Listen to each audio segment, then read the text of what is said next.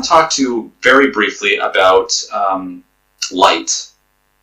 And let me know if our next speaker comes. I can speed this up. But I wanted to make sure that we covered this. I think this is really exciting. It's new, and I think it's going to be very helpful.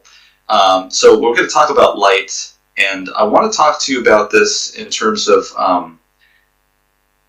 the mitochondria and what new research is saying. So we know that there are cells in the body, and almost every cell in the body except for red blood cells have mitochondria.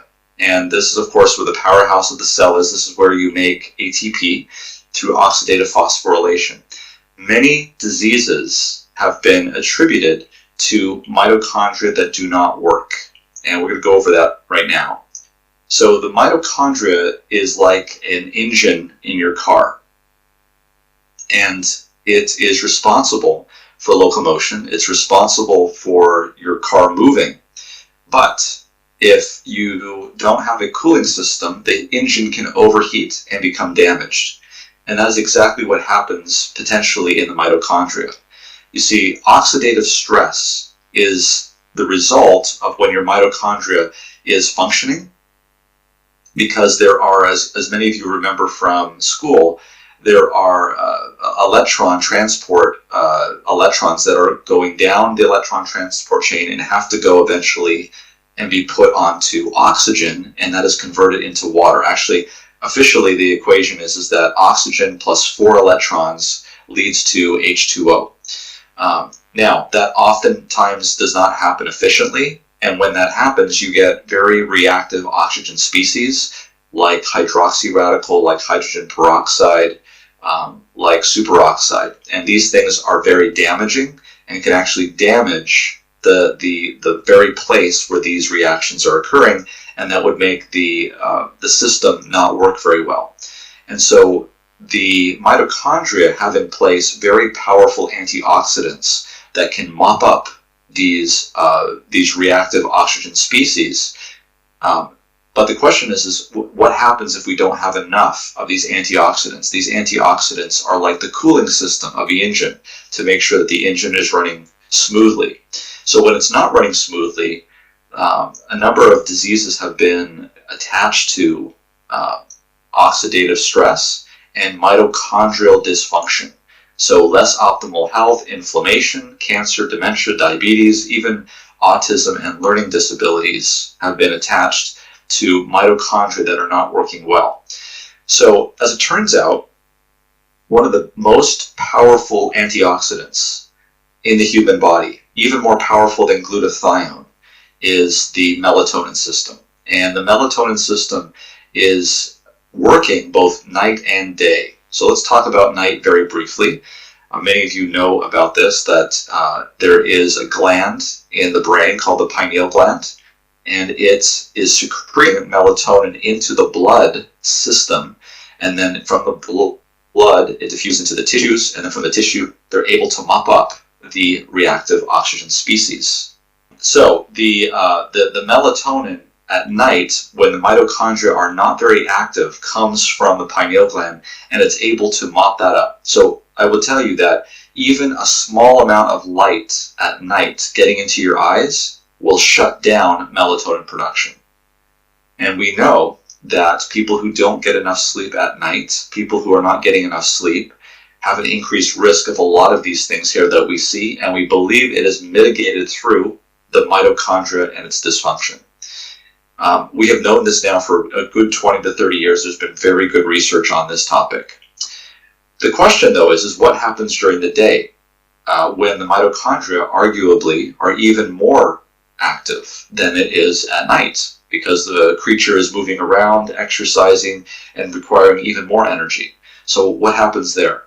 Well, there's actually a theory that's emerging now, and we have some data to show this, that direct sunlight from the sun is able to, and this is hard to believe, but it's able to penetrate through most of our bodies and into the cells, at least some say up to 8 centimeters, where there's an interaction between near infrared radiation from the sun and certain enzymes in the mitochondria that are stimulated to produce melatonin, not in the blood, not in the pineal gland, but directly on site in the mitochondria itself, like a cooling system that is able to mop up that damage. And so, in fact, when you're in the day, the optimal thing is to have light and exposure to near-infrared radiation. And at night, the optimal is to not have any light exposure at all. And that will maximize melatonin production. So let's look at the data. This is Melatonin and the Optics of the Human Body by Scott Zimmerman and Russell Ryder. It was a paper published back in 2019. And what they say here is that melatonin is produced within the mitochondria in response to sunlight. And they have some studies to actually show that this is what is going on. It may have a role in the prevention and treatment of Alzheimer's disease, Parkinson's disease, oxidative stress as a proposed mechanism of beta amyloid accumulation, and dopaminergic neuron health, respectively, even COVID-19. We'll talk about that. They say in their article, and they cite as evidence, that has now been shown that the mitochondria produce melatonin in many cells in quantities which are orders of magnitude higher than produced in the pineal gland. This subcellular melatonin does not necessarily fluctuate with our circadian clock or release into the circulation system, but instead has been proposed to be consumed locally in response to the free radical density in each cell, in particular in response to near-infrared radiation. And so it seems as though most of the melatonin in our body is actually produced not in the pineal gland, but during the day in the mitochondria. Now, so let me show you here. This is a spectrum of the sun. And as you can see, the majority of the energy coming from the sun is in the infrared spectrum. So there is a huge amount of energy coming in the form of near-infrared radiation, which is in this range of 760 to 1400 nanometers. Now, you should understand that this is not light that you can see. You can feel it, but you cannot see it. And because it has a long wavelength, it is able to penetrate through not only clothes, but also the top layers of your skin and actually go into the dermis and even into the subcutaneous tissue and even into muscle. Okay, so this is very interesting to see. Here is the solar spectrum and the spectral irradiance. We're talking about this area right here, right past the visual spectrum. You can see quite a bit of energy that comes from the sun. This is the same energy that you might feel when you're outside and you can feel the sun on your back, even with your eyes closed. What you're feeling there is near-infrared radiation. You can see here that as the wavelength gets longer, it's able to penetrate more deeply. And it's believed that, here's another scattering actually. You can see here that light in that 900 nanometer range can scatter up to 8 centimeters deep past the surface. It can pass through bone. It can pass through skin. It can pass through all of that. We'll show this here. So here we see visible light, but with near-infrared, it penetrates deeply into and past the skin into the veins. And then it gets absorbed by the veins, and when it comes back, the screen simply subtracts the image, and you can see where the veins are. And the reason why you can do that is because near-infrared light can penetrate skin. So how many cells in the body are actually reachable or able to see near-infrared light? If you look at this here with age on the x-axis, you'll see that the number of cells as you age increases to about 20 years of age and then starts to decrease. Okay? In red is what they estimate the cells that are reachable by near-infrared radiation. So it's at least 2/3 of the cells in your body. And that's huge. This is an amazing slide. This is going to make you rethink about human anatomy. That near-infrared radiation can actually penetrate through bone, like your skull, hit the cerebral spinal fluid, which acts as a diffuser, spreading the light all throughout the entire cortex. And then the sulci will collect the near-infrared and reflect it down into the deep sulci, where the gray matter is located. And of course, the gray matter is where the cell bodies are, and that's where the mitochondria is. And so literally what you're having here in your skull is you have a hard shell protection, but near-infrared radiation, which is beneficial to mitochondria, so long as you're outside, can redirect that light down into the gray matter. This is exactly what they're seeing here. This is a transillumination. This should not be a surprise to you for those who do physical examination on patients with sinusitis. For many years, we would shine a light onto the temporal sinus and you could see it illuminate. So it's very clear that even visible light can penetrate through the skull, so much more so with near-infrared radiation. Here you can't see it very well, but the light is penetrating on the maxillary sinus, and you can see in the roof of the mouth, you can see light penetrating. So this is something that actually is very plausible. But it even gets more interesting than that, because what we're asking here for is near-infrared radiation, and there is something in nature that actually reflects near-infrared radiation more than anything else, and that is green plants and green trees. So you can see here the solar spectrum of the sun up in the left-hand corner.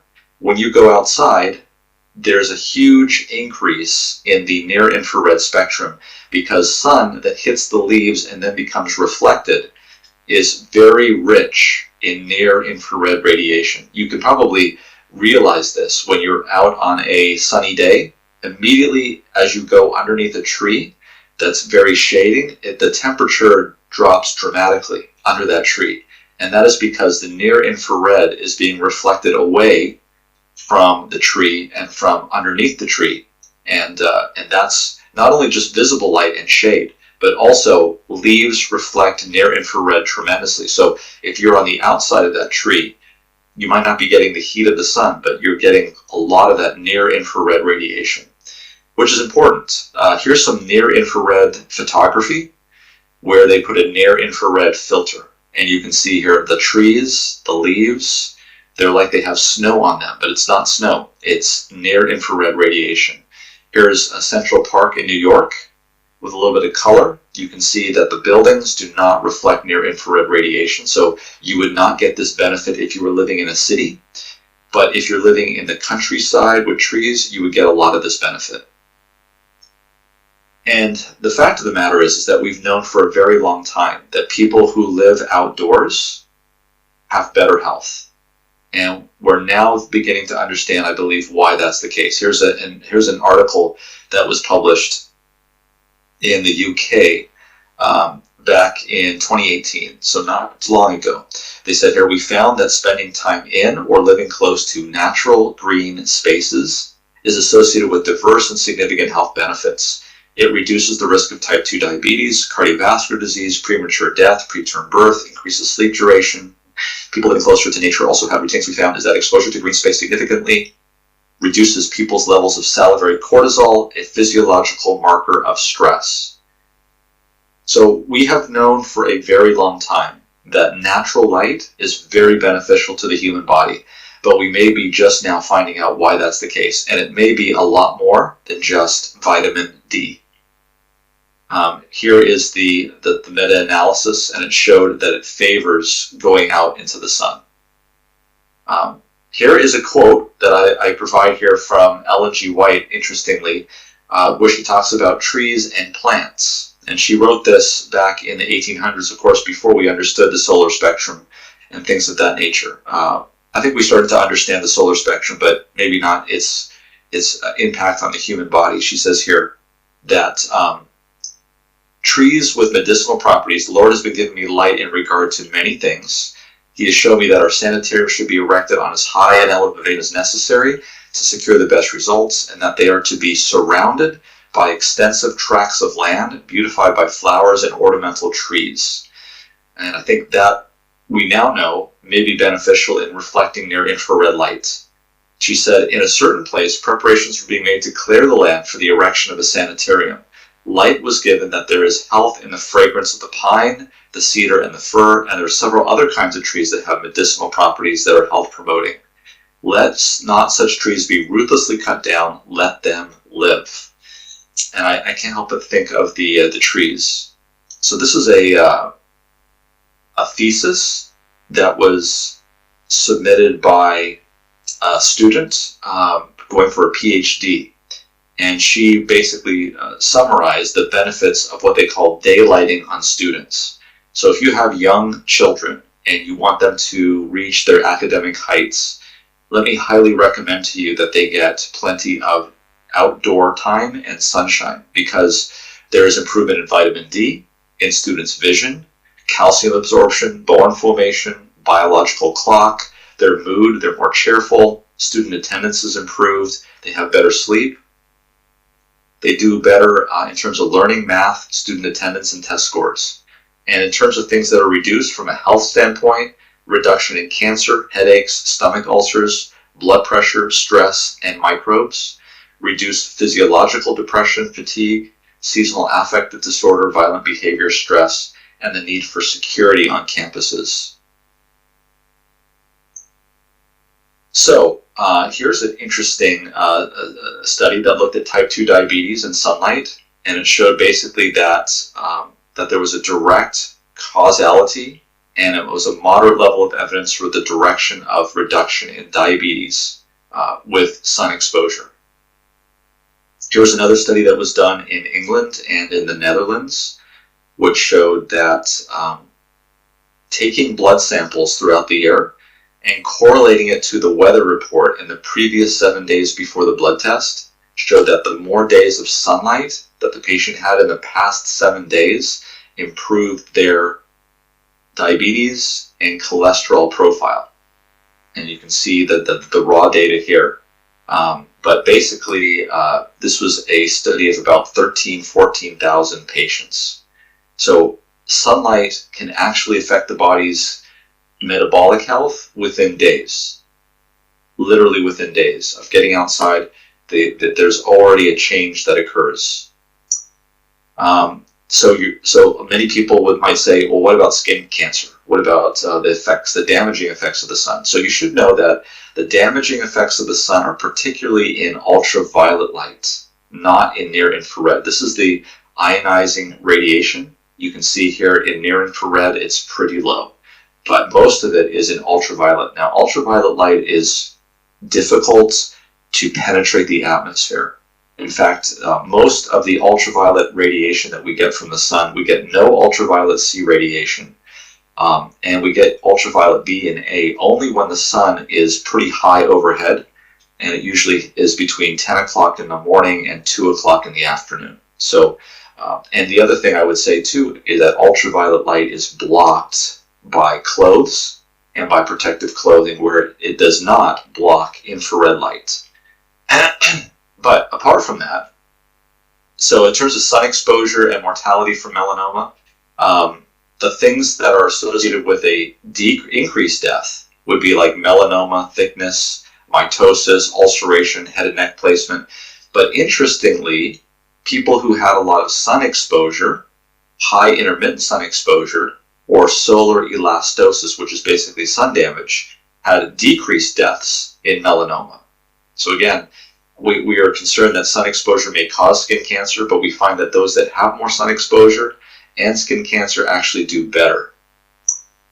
This was a very famous study called the Southern Sweden cohort, 30,000 women at random in southern Sweden, and they looked at their behavior, and they looked at mean survival, and they showed that women that had sun avoiding exposure had lower survival than those that had the most active sun exposure. Okay. Now, so this is an interesting paper here. It's looking at the amount of sun exposure someone has, both in multiple sclerosis patients and also in controls. And it shows that as you increase the sun exposure into quartiles, that the gray matter volume and whole brain volume actually increases in these patients. And that's important because we know that as we get older, our brain gets smaller and recedes, and there's more atrophy. So sun exposure, and as we talked about before, the skull and the cerebral spinal fluid may act as a enhancer and director of near infrared to the mitochondria, which is extremely important, especially in neurons, which are very active. Let's talk about COVID-19 a little bit too, and sunlight exposure. Here in the United States, we have the flu season. I don't know how it is in Romania, but every winter we see a spike in the flu. And you can see that here. It's almost on a yearly basis. We don't know how high it's going to go, but it goes up. And it's exactly that time of year that the sun is the lowest in the sky and we have the least amount of daylight. It's interesting to me that our immune system is so tied to that time of year. What's really interesting to me is looking at whether or not that has to do with humidity, temperature, vitamin D. What's the reason for that? So what they did in Europe, and you can probably see this, I think Romania may actually be on here. That's Romania there. I think I remember the flag. What they did was they looked at the surges of COVID-19 in 2020 and the date of that surge in the autumn. In other words, which country of Europe started their surge first, and then which one did it last. And they tried to correlate it with temperature, and there was no correlation at all. The R-squared was 0. They looked at humidity. Maybe humidity was the reason for the COVID surges. Again, the R-squared was 0. No correlation whatsoever. But when they looked at country latitude, there was a very strong correlation. R-squared was 0.77. In other words, the countries in the most northern part of Europe were the ones that started the surge first, because those are the ones that had the critical amount of light missing from there. And as they went down in latitude, you can see here Finland, Sweden, Russia, Great Britain, and so forth and on down all the way to the last one, which is Greece, at the bottom of Europe. They showed that latitude was extremely important in determining when COVID surges hit. I think that's really important information. So why would that be the case? Why would this be the situation? So you should understand that that in your cells there is a oxidative stress balance. There are some substances that are pro-oxidants, and there are some substances that are antioxidants. One of those pro-oxidants is angiotensin II. As it turns out, angiotensin II is converted in the body to angiotensin 1,7. So angiotensin 1,7 is an antioxidant, but this reaction was catalyzed by the ACE2 receptor. Okay, this is the same ACE2 receptor that was the the ACE2 enzyme, which is the same enzyme that accepts and binds to the spike protein on SARS-CoV-2. So angiotensin II is a pro-oxidant, and it promotes reactive oxygen species, whereas angiotensin 1,7 is an antioxidant. It tends to reduce reactive oxygen species. Now, what do we have when we have the virus? The virus comes, it binds to ACE2, and it knocks out ACE2. It also recruits white blood cells, which also increase reactive oxygen species. And so you can see here that the virus is basically causing an incredible amount of oxidative stress in the cell that gets infected.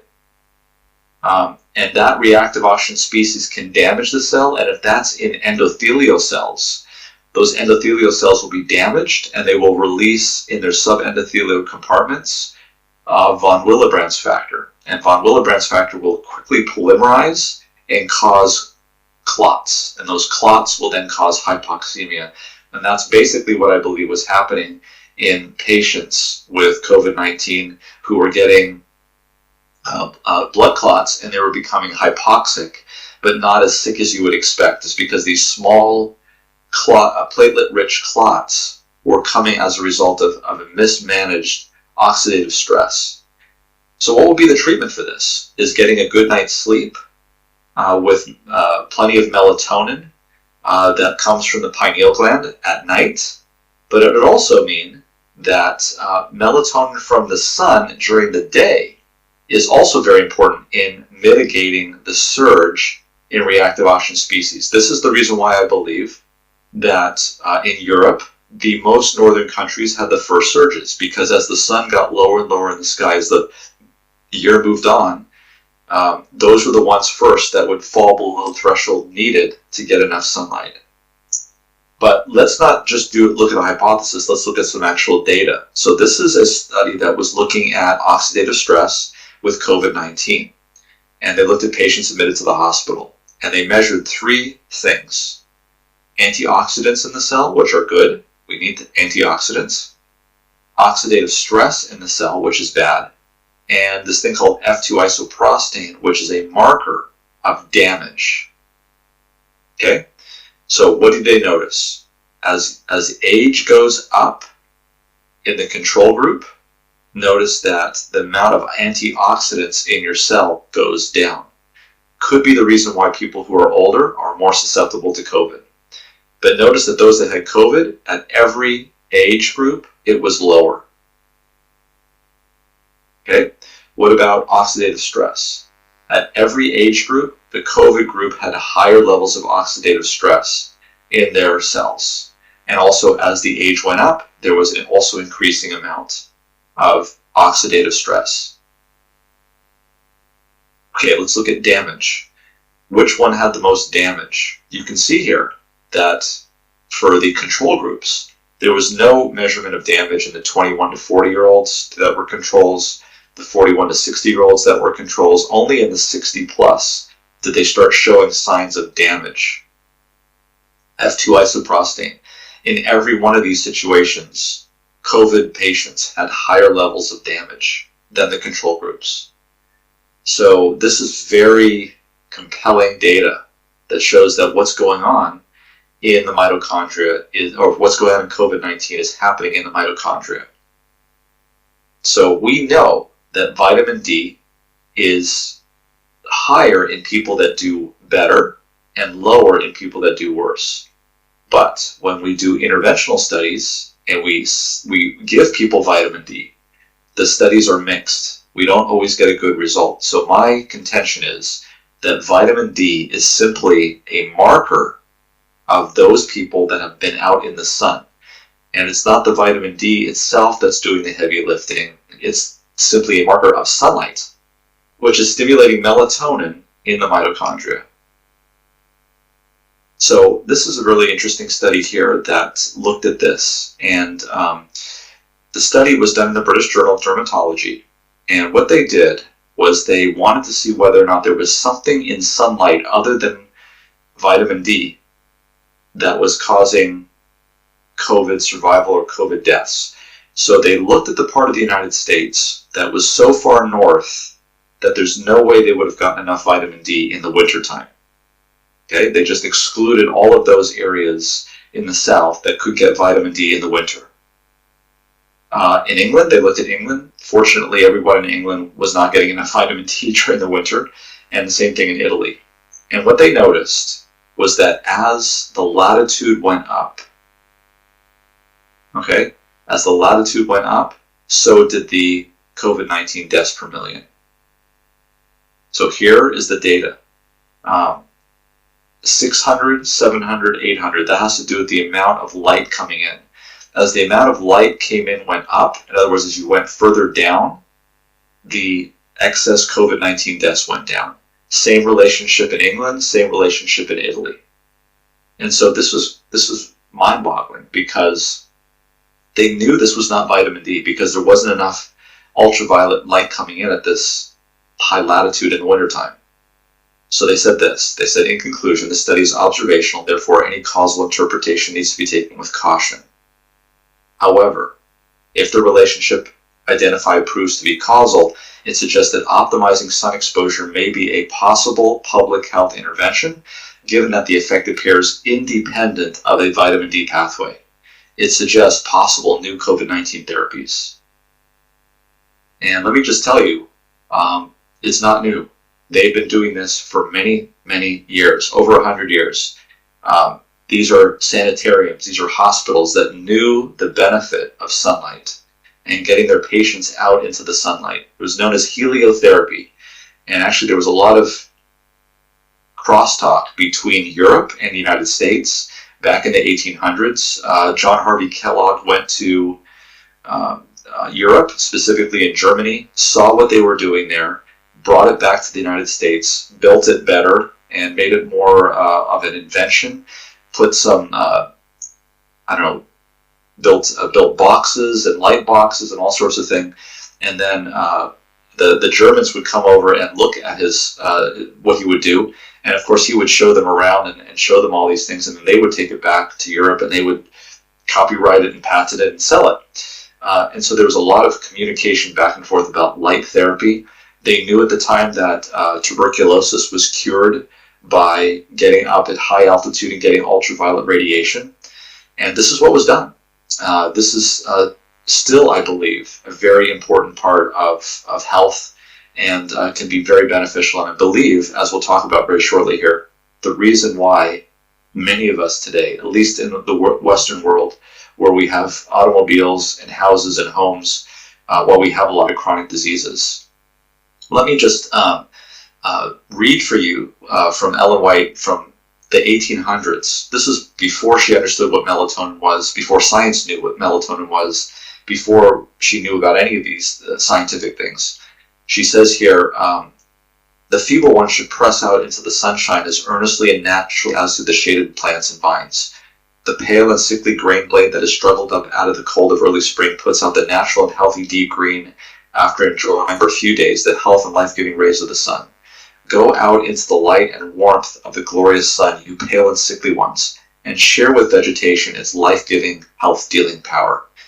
I can't help but notice that she uses the word warmth here, and that to me has to do with near-infrared radiation, because that's exactly how we feel near-infrared radiation is warmth.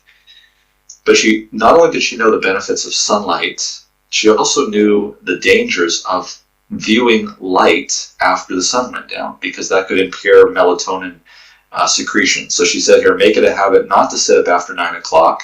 Every light should be extinguished. This turning night into day is a wretched, health-destroying habit. She wrote that to her secretary in 1888, long before we knew what melatonin was, or the pineal gland, or the antioxidant. So let's wrap this up here. Some quick slides. This was a paper that was published where they actually took patients in Brazil and they wrapped them in this jacket with near-infrared LED lights. And they had COVID, and they did a randomized controlled trial. 300 infrared lights. You can see some of the details here. Very minimal power wattage. And they did a randomized controlled trial, 30 inpatients. They did it for 7 days. They put on the jacket with it turned off. They put the jacket on with it turned on. It was 940 nanometers for just 15 minutes a day for 7 days. And the results were incredible. There was statistically significant across the board differences in oxygen flow, oxygen saturation in these COVID patients, tidal volume, maximal inspiratory pressures, leukocytes, lymphocytes. The patients got home many days. Out of those 7 days, they actually got home 4 days, I think it was. Yes, statistically significant reduction in the time of hospitalization of 4 days in those patients. So I believe that more research needs to be done. This needs to be done on a larger scale. But I believe that the effects of sunlight on the human body are far more pronounced than we realize. It's not just vitamin D. Why do I say that? Well, this is what we used to see on a summer day 100 years ago. We would be outside, and this is what a wheat field would look like under near-infrared lens. You can see it lights up very brightly. This is what, on the right, it looks like in our homes, because we have LED bulbs that do not give off in the area of near-infrared light, or if we have incandescent, there is infrared there. But our windows, which are energy efficient, block near-infrared radiation. So when we're inside, we're not getting the benefit of that. You can see here, this is Zimmerman's proposed amount of light that we've been getting over the last 200 years, at least in the United States. And you can see that since the 1800s, the amount of near-infrared light has dropped dramatically. And the amount of visible light also too. Like today, we have 100% visible only light from LEDs. We have low E-glass windows, which block out near-infrared light. And we're only outside, at least in the United States, about 7% of the time. We're in our cars, we drive to work and park in a garage, we go up to our office building, come back to our garage, drive home, go into our house, and we never really see the outdoors. You can see here the lights that are emitted. Here's the solar spectrum in orange, the incandescent light bulb in blue. It's a regular light bulb. And then a LED bulb. You can see here all the energy is expended in the visual spectrum. There's none in the near-infrared lights. So we don't get any near-infrared light. Here's a glass. You can see clear glass, regular glass transmits very well in the near-infrared light area, but high solar glass, moderate solar gain, and low E gain, much less, and actually is very effective at blocking near-infrared light. So this is kind of what it looks like, a campfire versus Times Square, New York City. And this is what we've chosen, and we wonder why we're having all of these chronic diseases today. In nature, when you get up in the morning and you go outside, you're going to get plenty of near-infrared photons. As the day progresses, you'll get more ultraviolet, and so any damage is mitigated by the melatonin you produced earlier in the day. And as the day goes on, the melatonin that's still being produced toward the end of the day is going to mitigate any damage and get repaired as the ultraviolet light goes away. So it's actually perfectly packaged for you to be outside in the morning, in the noon, and in the afternoon. Whereas when you're inside and you have these modern societies where you're not getting near-infrared radiation, you're getting a continuous supply of electrically charged photons that cause issues from lights, from radiation inside, and not the near-infrared that you need to protect yourself. So what I recommend? I would recommend getting as much natural sunlight as possible, avoiding glass, because you don't know if it's low E glass after waking up. So getting outside in the morning, getting bright sunshine, and letting that hit your body, reset your circadian rhythm. You'll sleep much better at night, and it'll also trigger your body to tell all of those systems to turn on and start making melatonin. So get as much natural sunlight or direct is best. And avoid glass. So you want to be outside when you get that. It's much, much brighter. The lux is much brighter when you go outside. Exposure to low-level red light is also important at sunset. That's also advisable. And especially blue light, but avoid any kind of light after sunset, especially 1 to 2 hours prior to bedtime, because that's going to shut down melatonin, which you need to continue the antioxidant therapy at night through your mitochondria.